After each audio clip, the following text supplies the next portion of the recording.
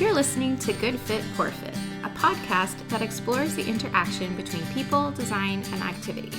Good Fit, Poor Fit is part of the Universal Design Project, a nonprofit organization with a vision for every community across the USA to have a surplus of homes and opportunities for social participation that are universally and financially accessible. Learn more at universaldesign.org. Welcome to another episode of Good Fit, Poor Fit. If you recognize a different voice citing that intro, then you would be correct. This is Rachel Melvin. We've met in a few podcasts. I'm an OT student who is interning with the Universal Design Project for the fall semester. Today, I'm here with Sarah and Rebecca, and we're going to discuss the dynamic shift in the occupational therapy profession and emerging areas of practice. Throughout the history of the profession, OT has changed to address the needs of people. As a student who's preparing to graduate, I'm excited to see these changes. I knew that I wanted to be an occupational therapist as a high schooler. So since then, I've had a detailed plan for how I was going to achieve my dream job. Now that I'm at the threshold of entering the workforce, I have found that my plans have been disrupted in the best way possible. My work with the Universal Design Project has ignited even more excitement about the future and has prompted me to be curious about other non-traditional areas of practice that are emerging. Non-traditional practice can take on many names, including non-clinical or unconventional. All of these terms can be described as work opportunities that don't follow the typical path that most OTs pursue. The traditional trajectory for OTs is to leave their education and apply to the abundant clinical settings that are available. This mostly looks like hands-on patient care. However, we know that there are many facets that make up a person, and I think most professionals would agree that a core principle of OT is to approach a client holistically and provide services by taking into account the person as a whole. This leaves room for a myriad of opportunities in where and how to intervene. As a high schooler that didn't know much about the profession, the one thing that was always said to me was that a key characteristic of OTs was that they are inherently creative. Something that we discussed in our last episode, podcast number 65, Learn Creativity. With this out-of-the-box thinking, it's no wonder why so many more OTs are looking for work outside of that traditional path. I agree. OTs definitely have a mindset of creativity and resilience. This trend is most certainly something I'm seeing as well. I get many emails from students, just like you, Rachel, who are interested in this area of practice and learning more as they're seeking out fieldwork opportunities and nearing graduation. The same shift is even being seen with current practitioners who are wanting to do something different with their careers as they see their skills can be useful in other settings. Not that their skills in clinical settings aren't valuable. It's just that OT is so versatile, and I really think the world needs to understand how transferable our skills are to other settings and people in the community. When OTs have those light bulb moments and begin making connections for how they can advocate for their place in non traditional jobs, that's when the excitement and advocacy efforts tend to build. Rebecca, that's kind of how we met too. When you applied to be a design advisor, you sent along your TED Talk video, which we'll link in the show notes. After viewing that, I was like, wow, this girl really sees the connection OT has in the greater community and is really forward thinking in her mindset. Then the rest was history. We began chatting about the variety of ways OTs contribute to our society and how we can collaborate here at the Universal Design Project and other opportunities. Rebecca, let's step back a bit though. Can you share a little about your shift and some of your feelings about non traditional practice? Yeah, of course. You may regret asking me to do that because I have a lot of feelings about non traditional practice. It's one of my favorite topics. Actually, probably my favorite OT related topic ever. Because I came to the field with the intention of being a quote non traditional OT. It really all started in college when I was studying engineering. I was constantly frustrated that engineers really don't think too much, usually, about the people that they're making things for in the design process. And this includes people with disabilities. So, with the help of my advisor, I developed this vision of bringing a human centered perspective into design. The way that I wanted to shape that human perspective was through the lens of occupational therapy. I knew that occupational therapists were focused on empowering all types of people to thrive in all types of environments, regardless of disability status. So essentially, that's what I do now. In addition to my work at the Universal Design Project, I work in a company called Disability Solutions. We work with Fortune 500 companies to make their workplaces everything from their talent acquisition, hiring, onboarding to their physical workspaces and cultures and beyond, inclusive for all people. Our motto is changing minds and changing lives, meaning changing the minds of employers by supporting them in hiring talented people with disabilities, thus changing the lives of those individuals who are hired. I'm definitely an anomaly in that I never really intended to be a straight clinician.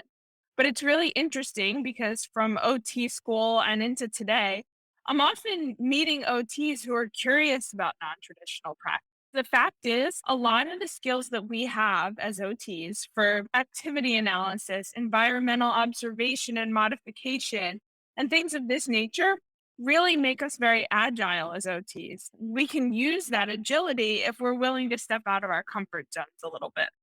Definitely. I feel like my awareness of this didn't come until just recently. Like a true millennial, most of my information comes from social media. On Instagram in particular, I like the people I follow to be diverse and provide information regarding areas I am interested in, like occupational therapy. One account I follow is OT influencer and advocate Nancy, or at lovely underscore OT.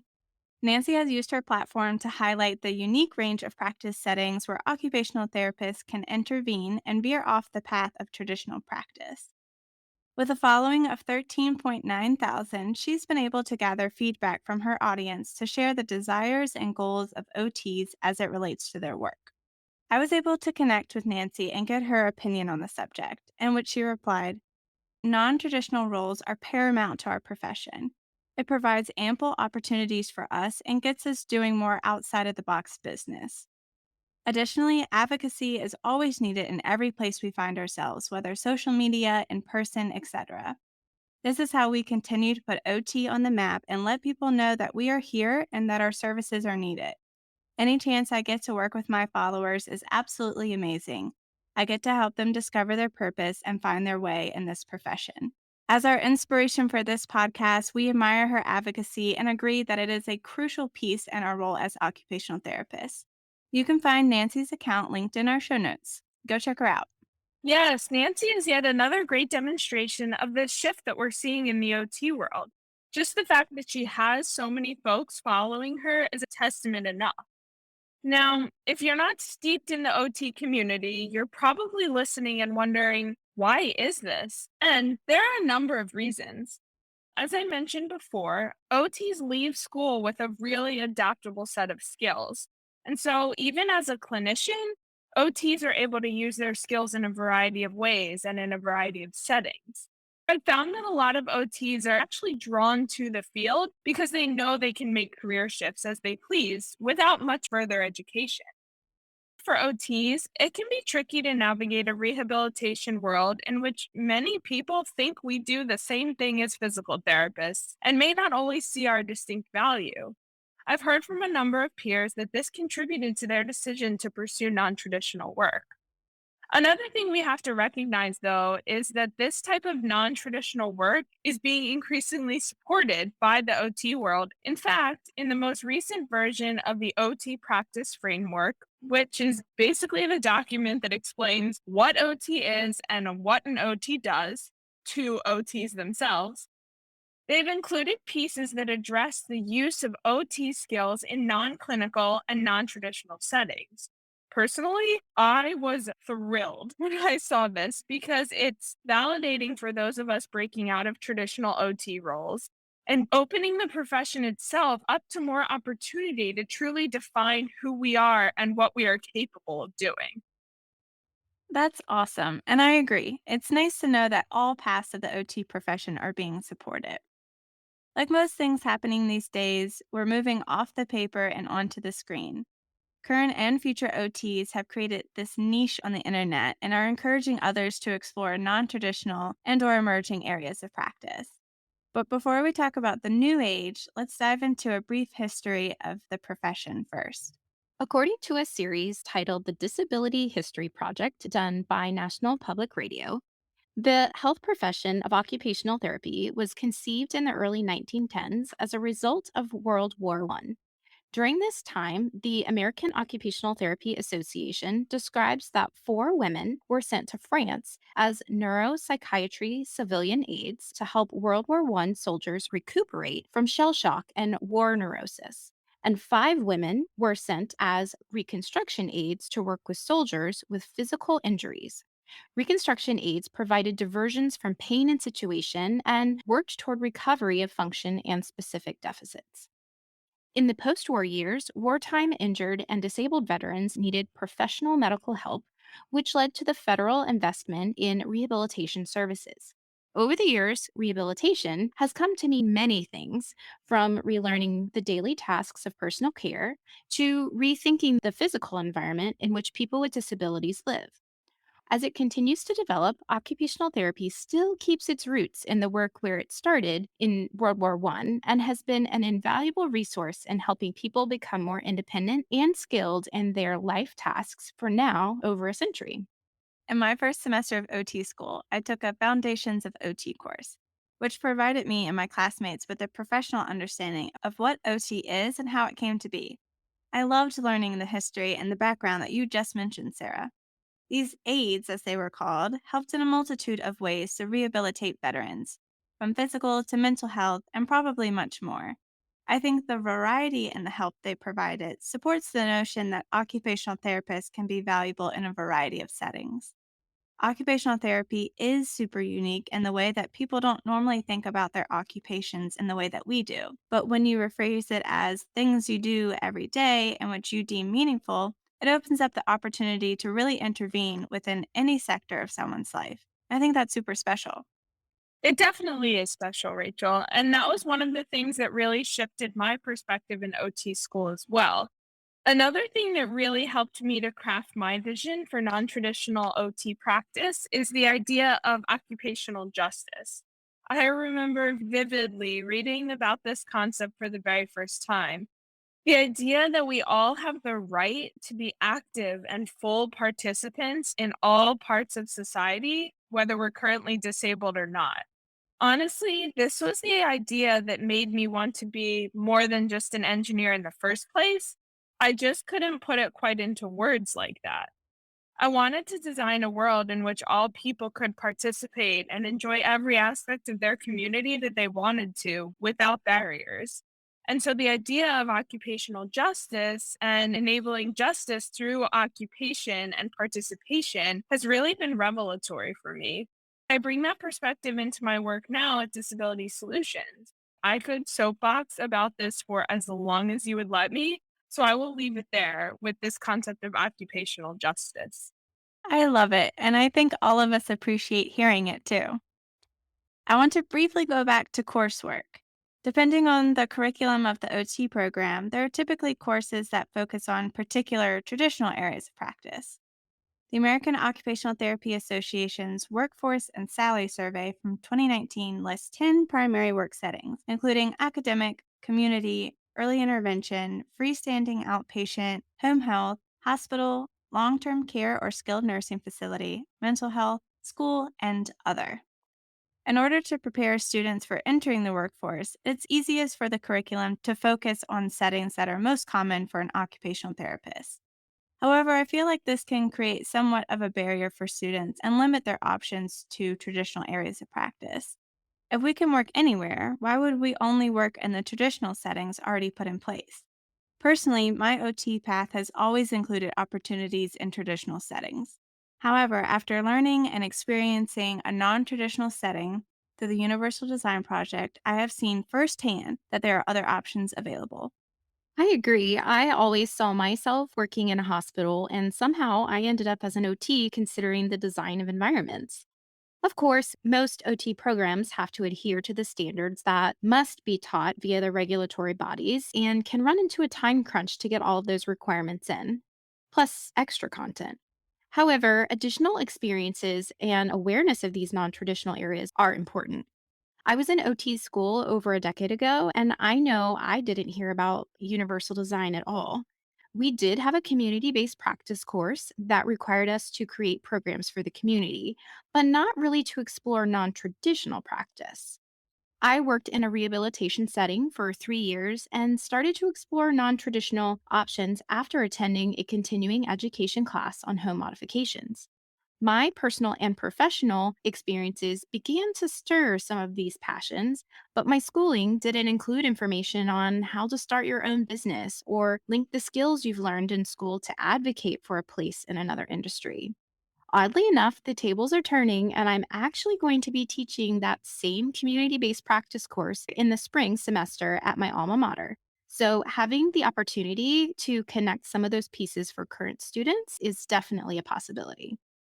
Yeah, I think that's a great point, Sarah. And I do think that more OT programs, particularly doctorate programs, are recognizing the increasing popularity of non traditional OT and therefore incorporating ways of providing experiences and knowledge to their students to support that.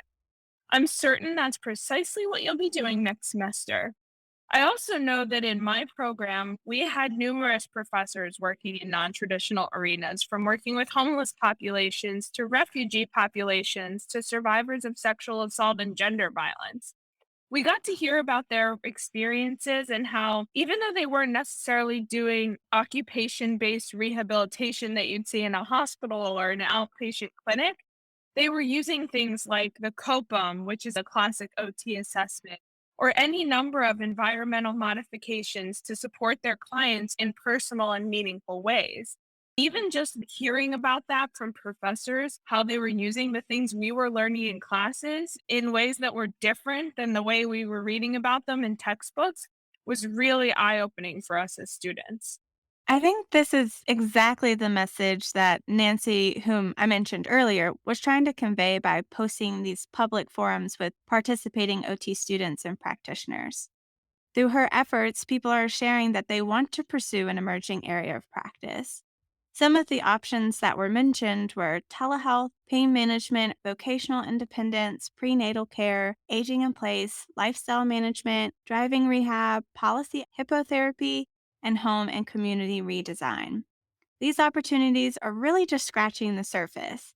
I know that there are many other options out there. Rebecca, I feel like your unique timeline with occupational therapy gives you a perspective to think outside of that traditional practice, unlike most OTs. What other non traditional practice areas have you heard about? My two best friends from OT school actually are both doing some clinical and non clinical work, getting engaged with research, ergonomics, industrial design. I also have a lot of friends who, at various stages of their career, have left clinical practice to explore UX and UI, which are user experience and user interface design. I have friends working in research at architecture firms, in hospice care, and with all different populations and in different realms that are ripe with possibility. People with whom I've connected are always thinking creatively about how they can apply their OT lens in a new and innovative way. I mean, I didn't even really think about workplace experience and workplace design as something that I could do, but I absolutely love it. And that's what I do now every day. If you had told me in OT school that that's what I'd be doing a few years out, I would have shaken my head in disbelief. Right, Rebecca? It's quite amazing to see how OTs are finding ways to advocate for their value in different industries and are in turn providing so much value to everyone involved. I can definitely see a connection to the heart of OT practice and the work that you're doing. After I graduated, I was in the mindset of getting a job in a clinical setting and never thought that over 10 years later, there would be this shift of OTs getting into other fields. I'm in total agreement with your statement, Rebecca, that there are more job opportunities out there that are ripe with possibility for OTs to make a difference. It is a shift in thinking for everyone, though. I often get asked if I'm going to go back to doing traditional OT. It's definitely an opportunity for me to educate others in the path I traveled toward environmental design. If you listen to any of our Good Fit, Poor Fit episodes, you know that homes are not designed to meet the changing needs of people in our community. Therefore, I decided to focus on the topic of universal design and how it relates to homes because I can see it truly making a difference for so many people. In regard to OTs being involved in home and design related fields, There are so many opportunities. There's a big need to make homes safer and easier to live in through home modifications to existing homes. This could be small fixes here and there, or OTs can find themselves in larger home remodeling projects. Both of these are a great opportunity to add in more function into the home as they're making the investment to update.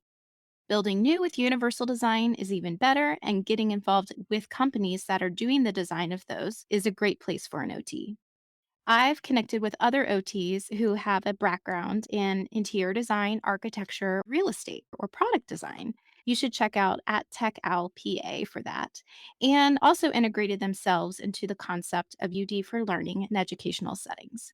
I know of one OT who is an advocate for herself in a position in a local library, so programming and activities would be easily used by people of all ages and abilities. What a perfect fit for an OT. PTs are also getting into the action here. I've had a spotlight with Meredith Caston at the Non Clinical PT, who has also been advocating for this direction in practice for all types of rehab therapy professionals. Things are gaining momentum here. We will link all of the folks I just mentioned in the show notes so you can see for yourself. Current OTs are carving out a path and paving the way for students to follow their passions. It's validating to see that OTs from all over are expressing this same interest. As you mentioned earlier, Sarah, I have noticed quite a few other students from all over the country reaching out to the Universal Design Project to find ways to gain their own experience or even just volunteer. That's just been in the short time that I've had here interning. So I know that there are even more people out there pursuing non traditional practice options. It's exciting to me as I prepare to move from my role as a student to a professional. I now have an awareness that other OTs want to work in this space, or are at the very least curious about it. This leads me to believe that the job market is going to be more expansive and inclusive of non traditional areas of practice. I can't help but reflect on the history of the profession and think that this is the direction we should be pursuing. Right, Rachel. It's definitely a parallel to how the profession started and this shift in where we are headed. I'm sure there were a lot of advocacy efforts to prove the value of occupational therapy when it originated to help returning soldiers during World War I. Even though it is currently recognized as a regulated and licensed profession with credibility, there are still some roadblocks to overcome. If you're listening to this and don't really understand OT, or you're an OT and are constantly having to explain what we do, you see the struggle in people understanding our profession. If people don't understand OT and its value, then it's going to be even harder to advocate for that outside the walls of the clinical model where OTs are typically seen. Rebecca, you and I have talked about this before, and I feel like you might be itching to chime in here. Do you have anything else you want to add about this?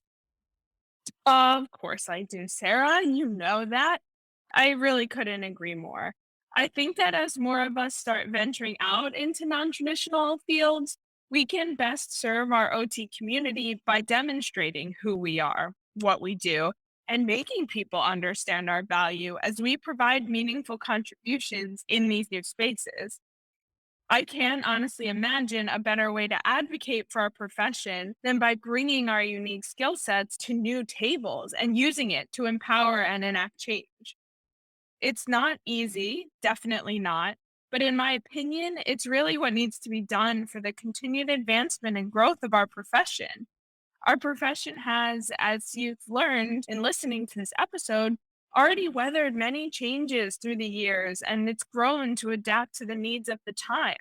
I personally think that we're now at a juncture where it's time to shift again and really embrace these new avenues and opportunities for OTs. So if you're sitting there listening to this and feel like maybe this sounds daunting, you're right. It is, but I think it's worthwhile. And if you're sitting there listening to this and feel like, gosh, no, I want to be a clinician. I love clinical occupational therapy practice. That's why I'm in OT school.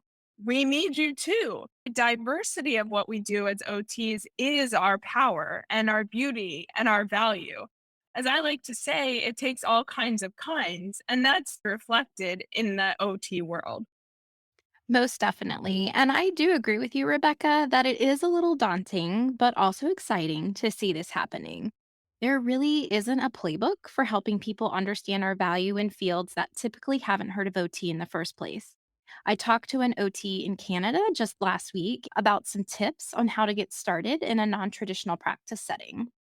I told her one of the biggest things that she could do with any fields that she's looking to get into is to learn to understand the other professional culture, language, and process. Once you've shown that you've learned about how their field works, then you can find ways to advocate for OT to be a part of their process and work out ways to collaborate together. People have learned how to do that within the medical field between nurses, doctors, rehab therapists, and social workers, although that's still difficult. It's more common. I think it's possible for this to happen in other fields as well. And you're right, if the clinical setting is your calling, that is amazing. Many people I've talked to venturing into the non traditional route said that they knew they just wanted to do something a little different, and they felt that their OT knowledge was the basis for making that happen. As a student with limited work experience, the Universal Design Project has provided me with another perspective on where the skills of an OT can be a real asset to people. Based on the conversations I have had with people regarding my placement in a non traditional setting, I've been met with varying responses. Some are hesitant and don't understand the value that OT brings to areas outside of traditional clinical settings, just like you were saying, Sarah. Some are just as excited as I am by the opportunity to explore an emerging area. I actually had a conversation with someone this past week who works in healthcare, and they recognized very quickly how important this work is and how it directly relates to the health and well being of people and their families. This spectrum of opinions just tells us that there's more work to be done. Thanks for tuning in for another episode. I hope that you leave this podcast with a new perspective of the OT profession. Whether you find occupational therapists in a traditional or non traditional practice setting, know that our education has provided us with the skills to implement in varying areas of life. For a group of professionals that are often characterized as creative, we encourage folks to look off the traditional path and pursue work opportunities that align with their passions. The possibilities are endless, and the ones we've mentioned today are making waves in the profession currently. I know that as I look towards graduation, I will continue to look for places that support people outside of clinical facilities, just in the way that the Universal Design Project is designing homes for people to live fully throughout their lifespan. Thanks again, and take care.